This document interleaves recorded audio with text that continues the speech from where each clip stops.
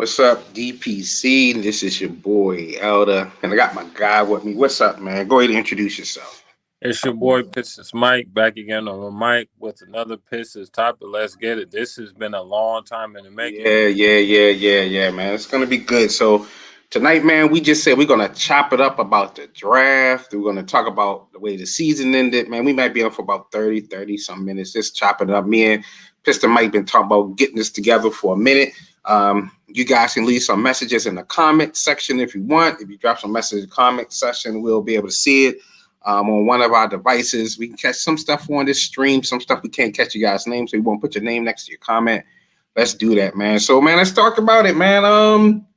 So I don't want to go too deep into this season. We knew what this season was about, man. We knew this season was about once we got through that early part of the year, we knew that it was going to go really heavy to the tanking part. I'm not going to be like tooting my own horn, but I kind of called it. I said that Blake Griffin would play heavy for the first 30 games. After the first 30 games, I said we would look to trade him. I said we're going to. So everything kind of happened the way I predicted. Only thing that did not happen that maybe I didn't anticipate. I didn't anticipate Sadiq Bey being as good as he was. I didn't anticipate Saban Lee coming on as really a nice, decent passing point guard. I'm very honest. Killian was right where I thought he would be. He exactly where I thought he would be. And then Isaiah Stewart, he exceeded my expectations. I didn't think much of it. So just focusing on the rookies that we just came off of, how did you think about them coming into the season, and what do you think about how they ended the season? Well, yeah, I didn't think Saban Lee was going to be as good as you said. Like you said, I didn't think he was going to be that good. I didn't think he was going to have multiple 20-point games. Right. So that's all good to see, but he just got to get more consistent. Bay, I knew he was gonna be solid for us, but I didn't know he was that good. Like we talking about how many threes did he hit? Like 160 or something? I think the finish number was 175, 174. We actually had a Bay contest, and I think his name is Ryan Clark. He came the closest. He said 171. I think Bay ended up with like 175 threes, but yeah.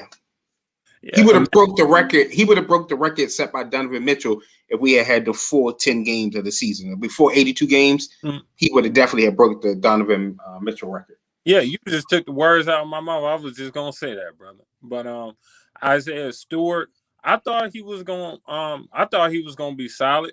To be honest, right. He looked like a type of dude. If you go back to his high school days, he was dogging out like people like James Wiseman. He was not playing no games, so it's good to see that he did. But he did super well. Like he blew my expectations too. But Killian, like you said, his injury, he's right where he was. I think people were hating a little bit too much, hating on him. For me, just give him a little bit more time, man. He's only 19 years old, bro. I don't play that 19-year-old stuff. Oh, you don't? No. I feel you. I mean, the NBA. Here's why, and we ain't gonna stand it long. When Kevin Garnett and them came in the league, Kevin Garnett, Kobe, I think you give a lot of slack to younger guys coming in at 18, 19. But now those same 19-year-olds are really playing against 22. They're playing against the same guys they played against in AAU. Like a lot of these guys are playing against each other. Like over the last 3 to 4 years of the NBA, the good ones came in at 19 years old. Like think about all the top picks. They all like 19. Lottery is dominated by freshman and junior. Over this period of time, they're playing against their peers for the most part. John Morant was 19 last year. Then he comes in, he balled out. So it's not. I do not put. Now I do understand 19 years old is great for development. So, but why does 19-year-old Isaiah Stewart play so well in a more physical game? 21-year-old Bay comes in. Like I'm saying, we talking about 2 years difference. You know what I mean? And Killian Hayes' whole thing was he's played with grown men since he was 16 years old. So we ain't gonna beat him up. But he's where I thought he would be. I just don't think you could just label him straight up as a bust. Oh no. He's not a bust. You can't call. That's the whole thing with Stephen A. Smith and the Kwame Brown. All that about. It's like you calling a guy a bust who made it into the league. They're not a bust. But And as a freshman, as a first year player, none of the guys are bust. I don't care who they are. Like none of these guys are bust. But you can look at certain things and say, if I said this about them before they got here, before we picked them as a player, if I said these are going to be his issues, and you hear the issue, I can say I said so without being like, oh, you're being hard on them. No, because I'm believing there's a time for growth. Just like in this upcoming draft, we can move on to like this upcoming draft. Yeah. No matter who we draft a 19-year-old, no older than 20. Very likely we're going to draft one of the 19-year-olds, no older than 20. But the expectation is going to be very high, especially if we end up in the top 3. If we draft, I don't care if it's Cade, Green, Kuminga, Suggs, Mobley. Let's just use them as our ideal top 5. Let's just use them as a standard top 5. And votes, most people say those are our top 5. I don't know if you guys agree in the post. If you agree in the post, drop it in there. You agree that that's the most consensus top 5. Cade, Green, Mobley, and you brought up Mobley early on before anybody was really, really hyping up Mobley. Kuminga and Suggs. Those are our consensus top 5. They all are 19 years old. I think the oldest maybe Suggs, maybe. I think he leans towards 20. But they're all 19 to 20, 18, 19, 20 years old. We're going to come in with an expectation. If they have let's just say if they have Killian Hayes healthy. Let's say Killian Hayes still was healthy. He was 8 points, 6 assists, 5 assists, but shooting low 40s. So none of us is going to call that good, even if they're 19. We have our optimistic fans who are going to be like, oh, they're only 19, cut them slack. We are, but you still had an expectation for these guys to come in and be those type of players. But out of that 5, if we start there, I got another conversation for if we don't land in the top 5. But out of that 5 in the top 5, who you liking? Ooh. Like if we have our pick, and we can pick anyone we want, who you liking? Who are you liking? Well, the number one choice we all know is Cade. If we get that number, it's definitely Cade. Cade can do everything. Cade to me is Grant Hill.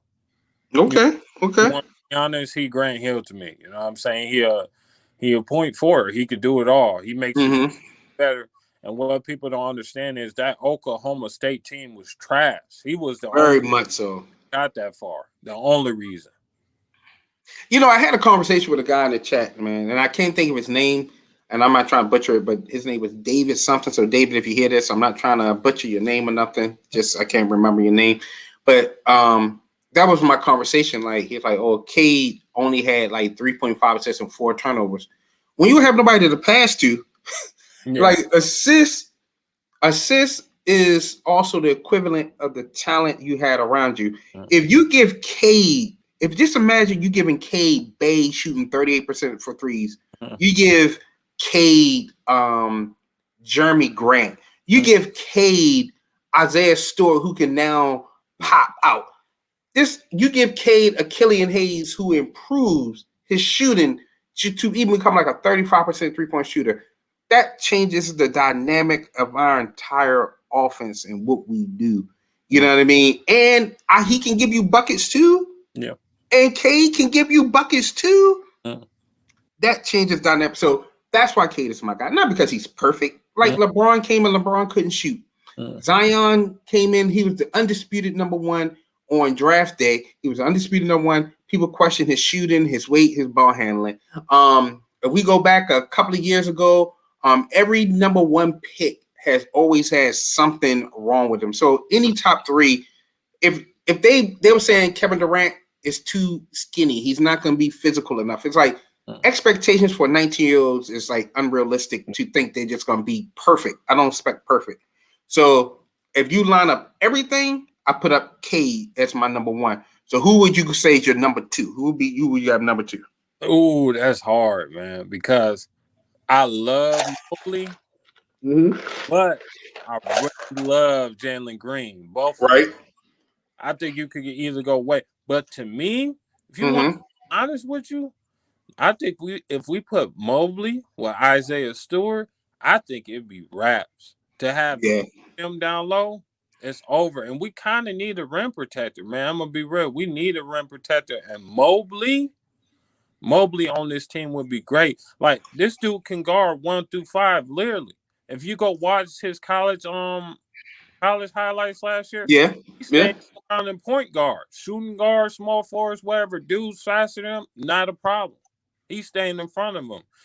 You don't get people like that, and you don't get dudes who can rebound, got nice athleticism, 7 foot with a 7'4" wingspan. Like you don't get that too many in them, and he could shoot the three a little bit. So you don't get that too many. Yeah, he does have a little bit of everything. My man Delano Hunter, what's up, brother? Appreciate you in the chat. He said his guy will be Suggs as his number 2. I'm gonna say my number 2 currently, only because I believe sometimes you just gotta shoot for the moon. I'm gonna go Jalen Green as my shoot for the moon. I'm banking on 2 things. I'm banking on he's going to get stronger. I think right now he's only around 170, 175. To me, that's way too light. Yeah. But I know that also Zach LaVine came in light. Now, I'm not buying into all that. He's the Kobe and he's Kevin. I'm not buying into none of that. I'm not buying into he's the next Kobe. I'm not buying into he's the next I'm sorry, not Garnett, McGrady. I'm not buying into that. But what I am buying into is that first step is super explosive.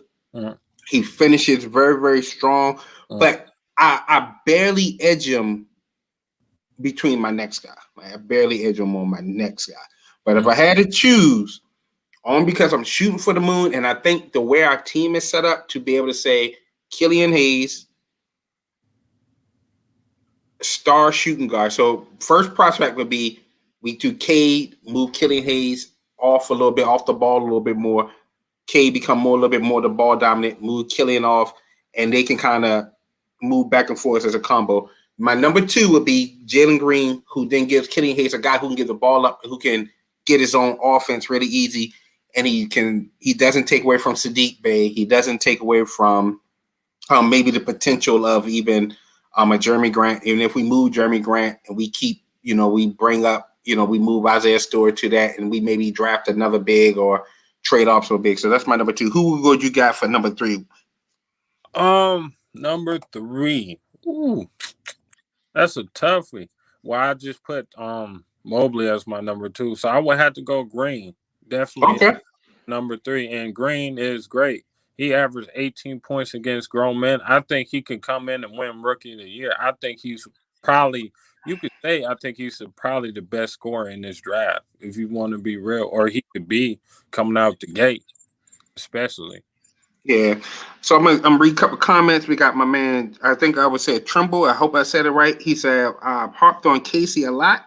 I have a lot to give him. I don't cuss, but give him an S load of credit. He showed me a lot. We got my man Nick Newsom. He said Mobley do a lot of things that average big men do not do. I agree. And then my man Delano, he said he got Mobley number 3. I think Delano, I agree with everything you said about Green. Like I said, it was really close. My number 3 would be Mobley. And I just consensus with everything you said. Mobley, he's a shot blocker. I watched him do him against guys who's bigger than him. I think Mobley currently right now is like 210, maybe 215. I've seen him go up against guys in college bigger than him. He uses his length well. He gets off his feet very well. He's very nimble. He reminds me of a better defensive Chris Bosh. I think he has Anthony Davis type ceiling, but he's not as fluid as Anthony Davis. So I'm not comparing to Anthony Davis. He's not as fluid, but I've seen this man take the ball at 7 feet and go from full court pressing the ball, like get the ball off the defensive rebound and push it to the other end for a dunk or push it to the other end for a quick pass assist. He reminds me a little of Tim Duncan on his passing, like out of the post. Like he got really great, just like get rid of the ball really quick. I think if he can get up to about 230 and weight over the next 2 years, he becomes very, very scary. I'm not going to say he's there, but I would say his ceiling, he's not. I don't think he's going to get as big, but he kind of reminds me a little bit of Chris Webber. Not as athletic, like just quick, explosive, but that kind of like that versatile big who can do a little bit of everything. But I don't know how big he's going to get. I think physically that's the concern. But even if he stays at 210, he only gets to 220. he could be a crazy type of like a hybrid power forward, small forward. So that would be my number 3. So we both pretty much have the same top 3. We have Cade, we agreed as number 1. You had Mobley as your number 2. Was Mobley's your number 2 and Green is your number 3. We just flipped it out. I had Green as my number 2, Mobley's my number 3. So this is when it gets a little bit tougher.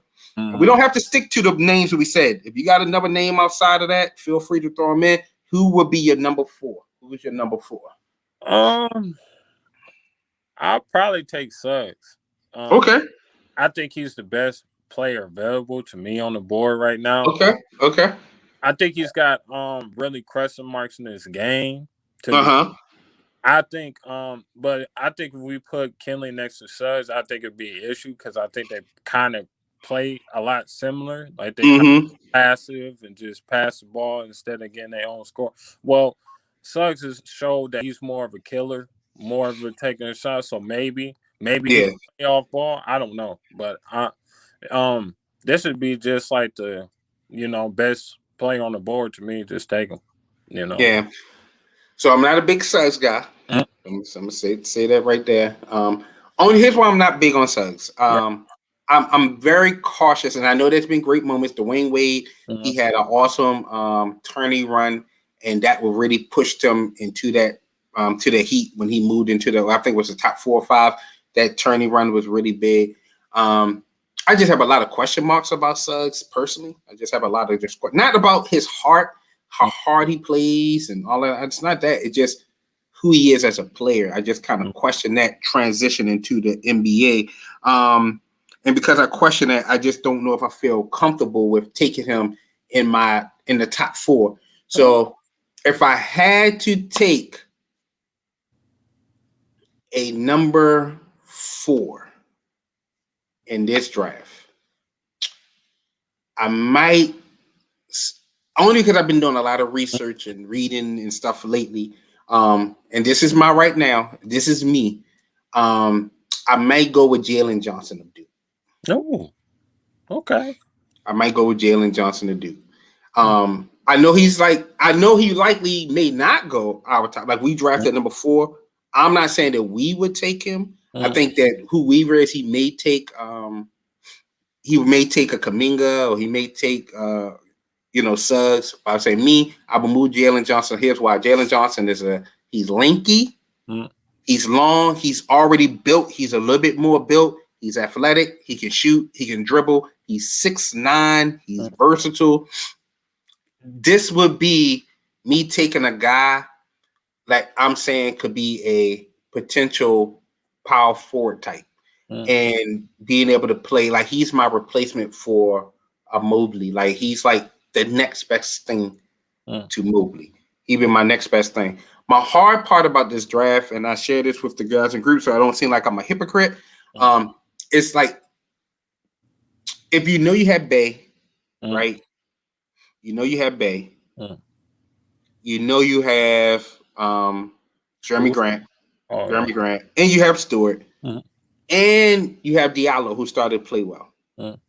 That gives you about 3 guys who play that small forward to power forward range. So Stewart plays power forward to center. Jeremy Grant plays small forward to power forward. You have Bay, who can play a little bit of shooting guard, but he plays small forward to power forward. You have Diallo, who plays a little bit of shooting guard, but he plays more like small forward. If you bring in another small forward type, like a Kuminga, it's like I just feel like there will be an issue of time and development. But if you bring in another guy who's a little bit closer to a big, you can spot him in that power forward position that doesn't really take away, or you go smaller with a lineup. So, and I just like his overall skill set. So he's my reach for number 4. He's my reach for number 4. But I could see the Pistons going Suggs because I think he works that heart. He has that heart and he plays well. And you can still move Killian off the ball, and you can put him and slide him in the starting lineup. So it makes sense to go Suggs. I want to be clear. It makes the most sense to go Suggs. But as far as talent, I will probably go Jalen Johnson. I don't see a lot of flaws in his game at number 4 or 5. So, all right, who you got number 5? Who you got number 5? Ooh. I'm just saying that I'm gonna say this number 5 just to set some people off. So who you got number 5? To be honest, I don't really want to go Kaminga because, like you just said. So me, I'm gonna go for my reach. To be honest, I kind of like Moses Moody. Okay. I like his game. Like I was just watching his highlights today, whatever. He's 6'6", got like a 7 either a 7'1" wingspan, can shoot the lights out, can hit the mid-range 3-and-D guy. He can guard like the 1 through 4. I ain't seen him become like try to protect the paint too, coming over, snatching the ball out of people's hands. I like that, man. That's that aggressive Detroit style. So I like him a lot, bro. I'm gonna be real.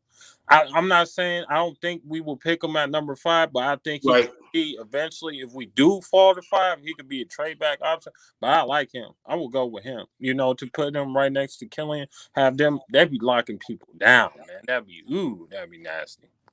See, you took my number 5. You took my outside ready to reach again. I'm gonna reach. I'm reaching. I'm not saying we would take him, but he fits. He fits. End of the day, we just saw what we just had with Josh Jackson. Not gonna knock Josh Jackson. He had one of his best seasons in the league. But we're thinking his best season in the league. Like, look at what he just did, and we called his best season in the league. At this point, we can no longer look at Josh Jackson and be like, oh, he has more potential. He's gonna have more upside. Like, he was given every opportunity to be a 15, 20 point per game scorer game. He was given every opportunity. I know he had some injury late in the season, but was still inconsistent. He wasn't able to stroke it from deep. I think that Moses has the ability to be a knockdown shooter. I think he can get his own. Yeah, he's not the most athletic. And we got to get off of just thinking that everybody got to be jumping out the gym athletic. Like, he creates space. He has the dribble moves to create his space. He's skilled. He can come off of screens. Once again, he's a guy who keeps Killian. He will keep Killian more on the ball as a point guard. But you giving him another weapon that can make him more effective by passing the ball, getting the ball out of his hands. You're giving him another weapon. And I think, like you said, on the defensive side, he can switch a lot in the back, so he can switch a lot on defense. And he's very skilled defensively. Like, I think he's a sleeper because he's not an exciting name. I don't think he's like a big name person. I don't think he's the most like jump through the ceiling type person. But I think that his skill set all around warrants that he would be that guy. So Nick Newsom says, he said, I think Moody, he has in a Joe Dumas mode. I definitely see that bigger version of Joe Dumas. I actually posted in the chat in the group. I think I said he reminds me a little bit of Allen Houston. If we're going to use a Piston reference, I try not to do everything be Piston reference based, but if we did a Piston reference, he reminds me a little bit of Allen Houston. Step outside of the Piston, he reminds me a little bit of Mitch Richmond. He has some of that Mitch Richmond in him, like the ability to kind of get his own points and score on or off the ball. I think he's going to move up a lot in the draft. I think he's going to end up in that top 7 conversation. But let me back up a little bit. So my issue with Kuminga is so if we're going to say, and I said this before, and if my guy get on here, I know they're going to jump on me. But if we're going to say that Jalen Green did great in the G League and he played well against men, and we're going to say that if that's the perspective, I'm not a big G League guy. I posted about that, my issues with the G League. If anybody wants to hear my issues with the G League, you post it in the chat, I'll tell you, but I don't want to waste time if nobody wants to hear it. But I think I have issues with the G League and what it does, because G League is a very offensive league. But Jalen Green did good there, right? You just had 18 points a game, 46% from the field. I think he shot around about 36% for threes. He did really good in the G League for that standard. Kuminga shot 38% from the G League, 24% for threes. He averaged like 15 points on 14 shots. So how can we say G League and Jalen Green, he needs to stay in his position because he played well there against men, but then be like, Kuminga's still top 5. No, if you take Kuminga, that means his workouts was like he impressed you in workouts, and you're banking on his potential and upside, which is cool. I'm not against that. So we drafted Kuminga in the top 5. Or whoever drafted Kuminga is really drafting him for his potential. I'm not right now, and I'm not banking this all on potential. So if I did last year, I did a draft board, and I did it based on NBA ready, potential upside, and fit need. So Kuminga would not fit, and he would not fall into my top 5 for a fit because we don't need him. He would not fall into my top 5 as far as NBA ready. He would fall into my top 5 as far as upside and potential, but he would not have the highest upside and potential. He would still fall behind, like just say, he would go behind like a Jalen Green. You know what I mean? He would go behind like a guy like that. So that's my knock on Kuminga, but it's not personal against him or whoever feels Kuminga. I just think that's the issue. But back to Moot, yeah, man, he would be my number 5 because I just think he's NBA ready. Yeah. He's young and he has upside. You just don't get that a lot. And it's that. So my guy said you gotta watch out for them log jams. That's what I'm trying to tell people, man. If you think about drafting for real, you want to draft position and you don't want the log jam. Because you guys are still young. Like you don't want to tell Bay, you know what I mean, you gotta cut back your minutes because we're trying to get Kuminga some minutes right now. Yeah. You know what I mean? You know what I mean? Or Kuminga or Bay playing so good young, Kuminga ain't gonna be able to get no minutes tonight, man. Bay, he on it. Bay and Grant, they on it, man. Bay, Grant, Diallo, they on it, man. We don't know if we can fit you in. We'll give you some burn late. Like it hinders development when you can't really play guys. So that's my only knock. That's why I said that's my reach for a Jalen Johnson because I don't know where the minutes will lie, but I'm just looking at all around talent ability. So because we would end up with the first 6 picks, we only can fall as far as number 6. That's the farthest we can fall in the draft. If you had to take a 6th pick, if they were still on the board, we have some people we named that may be still on the board. Who are you taking at 6? To be honest, I'm going with a shooting guard. I'm gonna go with my boy James Bouknight. Okay. Oh, I disagree and everything. I will go with him because I think he could be a scorer. I think he has some things to work out. I think his dribbling ability need to get better. I think he need to become more efficient. I think if we picked him, he would take some time. But overall, I think he could turn into a very good scorer. He's very athletic. To me, I like him. At number 6, why not? And I think we really need a guard to go next. Yeah. So. No, that's a good one. So I'm gonna break this down. My man, Hunter, he asked me. Thank you, Hunter, because I wasn't gonna go on my rant unless somebody told me. So my man Hunter asked me about the G League. So let me tell you what my feeling about the G League. I have watched the G League. I used to watch it back when I had nothing else to do. I love watching basketball, and I just used to watch it on ESPN2, and ESPN3. So I used to watch G League basketball. G League basketball plays no defense. They are up and down the court. It is an open run. If you go watch G League online, they are passing. It's like I'm exaggerating, but I guarantee it feels like 60% of the offense is transition. It feels like everything is push the ball, transition, offense. When you go look at who are the top scorers, I challenge you guys, go Google, go look up G League top scorers. There are guys who was in college last year who averaged 14 points to go to the G League and averaged 20. There are guys who are like 6 men. The one guy, his name Igor, whatever his name for the Michigan Post. He's like one of the leading scorers in the G League. He averaged like 22 points, and he's been doing it for the last 2 years. Henry Ellison, he averaged 17 points in college. He comes to the Pistons. He averages 6 points as a Piston. He goes to G League. Since he's been in the G League since 2019, he's averaged over 20 points a game. It's an up-tempo offense. They get over 90-some possessions in the G League. They get over 90 possessions. So everybody goes to the G League who gets minutes is going to score because of the matrix. It's not a good indicator of a player and how good they are. G League was built.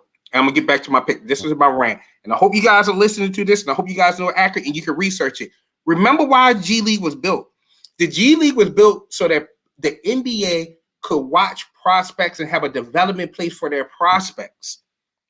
It is not a sublet of the NBA. It's like they would get undrafted players. It'll be undrafted college players or injured players or their young players who don't have enough roster spots so they can keep them. Let's send them here so they can continue to get repetition. They can continue to work on some things. It is not a place where you're getting game planned against. They're not seeing consistent defense.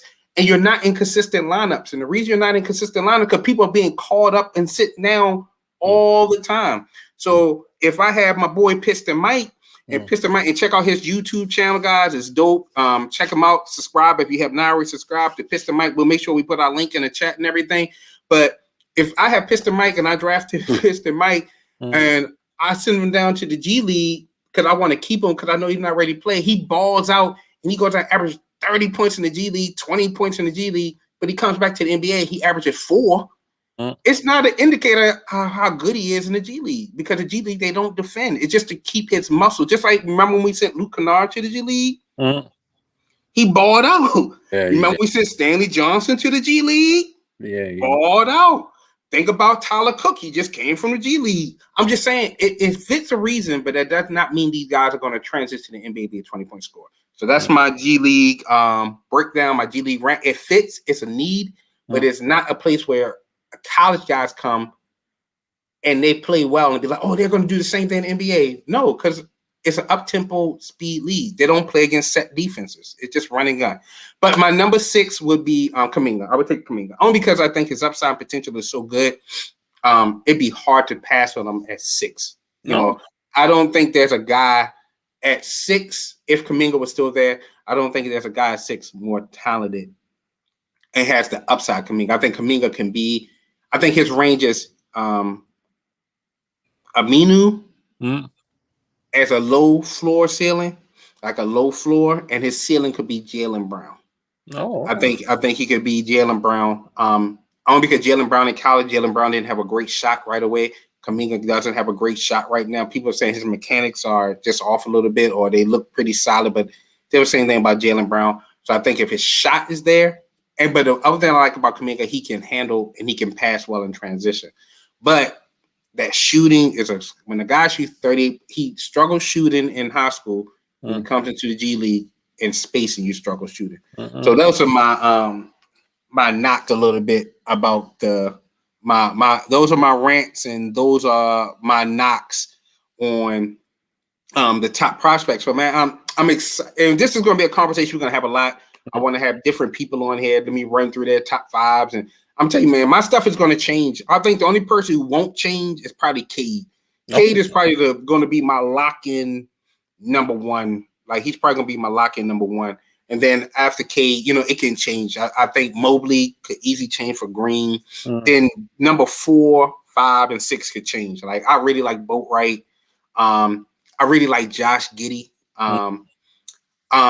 Mitchell from Baylor. I think he could sneak into conversation. I mean, if we end up with a 6th pick, it would not surprise me if they took Mitchell. It would not surprise me if they went Mitchell because he's such a dog on the ball, and he's athletic, he's strong, he's mature, he's 22, so you're not worried about bringing in another 19-year-old. You're bringing in you're bringing in a leader. You know what I mean? So you're not bringing in a guy who's trying to figure it out. He already know who he is. So it would not be a reach for me if they said, man, we're going to take this guy 6. Or, if the Pistons get the 6th pick, I can see them trading out of it too. You know what I mean? Or, maybe we fall outside of the top 4. Let's just say we get the 4th pick. The Warriors get the 6th pick, and they get the 13th. Oh, no, they get the 15th pick. Let me put this out there for you guys. If you guys listening in the chat, you start still with us. So I want you guys let me hear this. Let's just say that the Warriors get the 6th pick. That would mean they also get the 15th pick because they're inside the play-in. So they would get the 6th pick and the 15th pick. Would you trade the 4th pick for the 6th and the 15th pick in the draft? I'll put that one in the chat. We'll put that in the chat. And then you too, Piston Mike. Let's talk about that one. Let's just throw that scenario out there. So just recap. It's potentially that the Warriors will end up with the Minnesota's pick and they can end up with the 6th pick. If we end up with the 4th pick, meaning that maybe we're missing out on Cade, we're missing out on Green, we're missing out on Mobley, who are the top 3.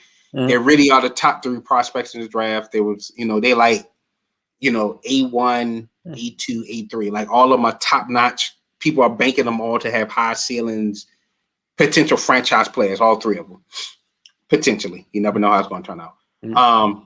but we get the 4th pick, so we stuck. I'm gonna say stuck. We left with like a Suggs, Jalen, Boat Wrights, and all of that. Good players, but maybe not franchise changing players. Okay.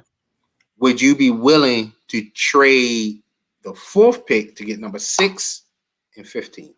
Absolutely, because they're still really good players, like you said. Me, if I'm getting 6, I guarantee you, Moody's still on the board. I'm taking it. Then I'm taking a center, power forward / center named Kaya Jones from Texas, who's also a really good big. If you do this research in this draft, so if you could get 2 really good players like that in the draft, I think you win. I mean, you can't go wrong. Like there's still people with talent. The problem with this draft is everybody's talking about the top 5, but nobody's really talking about people outside the top 5. To me, like they're just worrying about not knowing that there's still really good players outside of the top. So. Yeah. Let me see in the track. We got a couple people said, my man Ant said I would. We got my guy William Turner said, hell yeah. We got Ant said, especially with I'm reading it off my phone because I'm guys looking down, so you know. As Ant said, especially with Weaver track record, and there is bound to be a few teams that would definitely want to take. I agree. Who will want to reach for Mobley, Kuminga, a Green, and I agree. That's what I'm trying to say. Like you get to take if you can get a 4th pick and flip that, because let's just say a Warriors is like it's time to start thinking about Steph Curry's replacement. And Jalen Green is good. Like we passed on the last really good guard, which was Ball. We passed on Ball last year. We went big.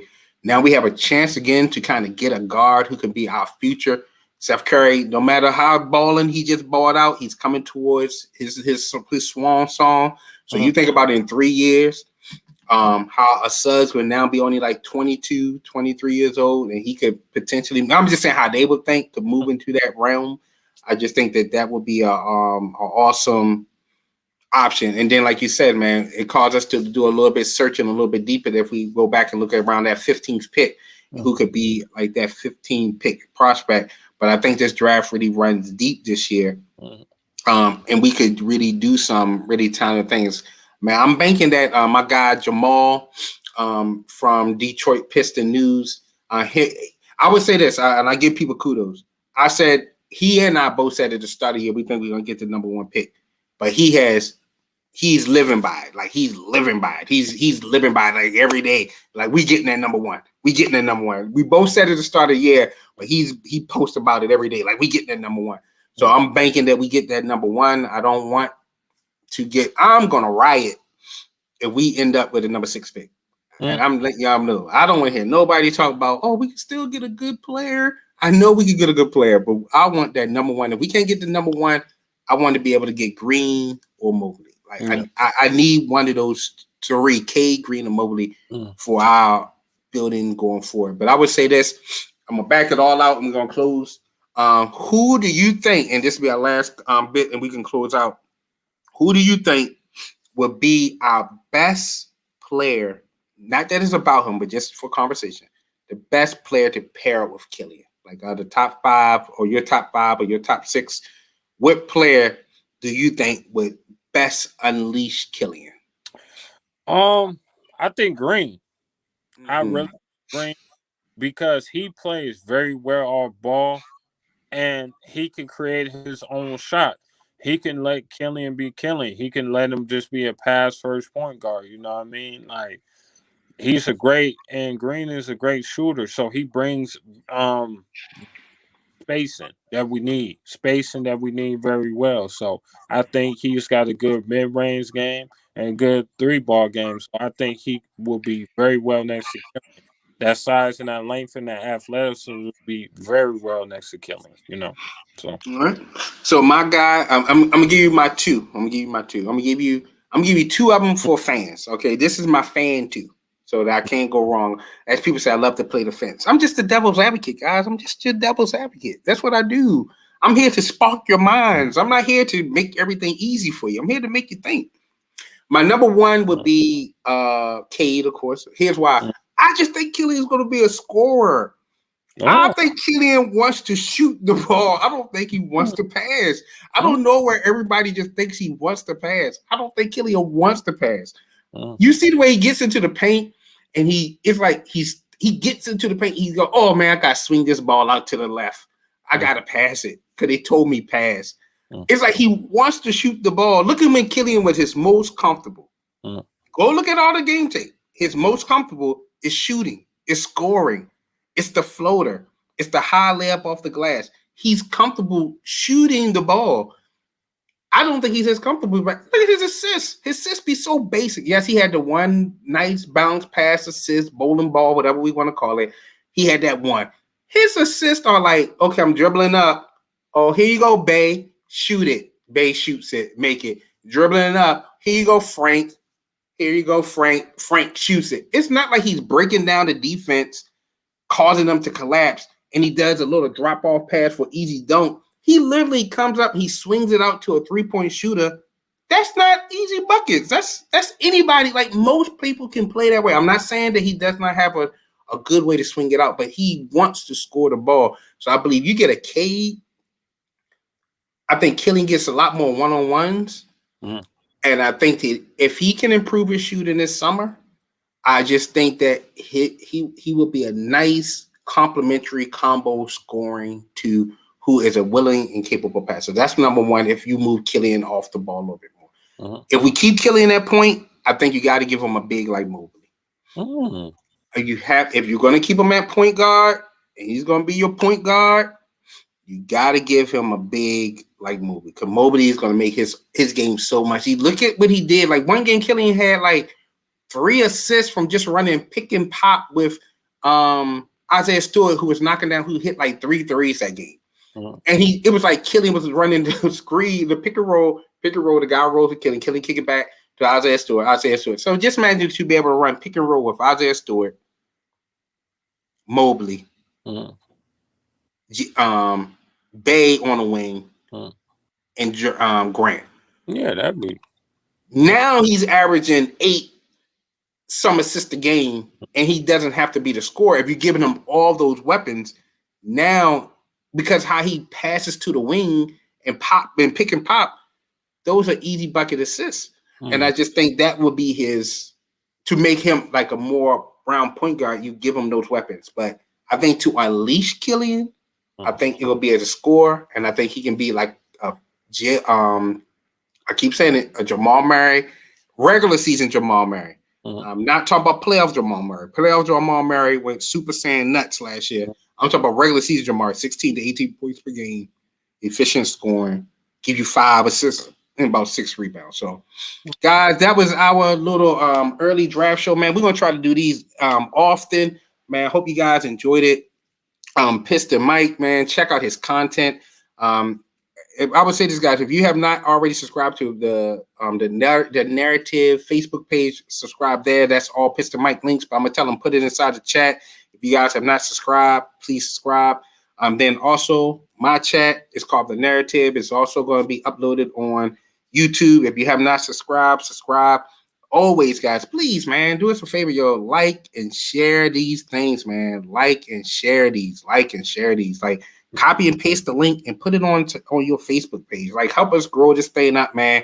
And when we post our content, man, help us share that stuff. Like, that stuff helps us and keeps us motivated to keep doing these shows, man. So we appreciate you guys. And the next time, man, call in, guys. Next that number, man, call in 313-473-9193.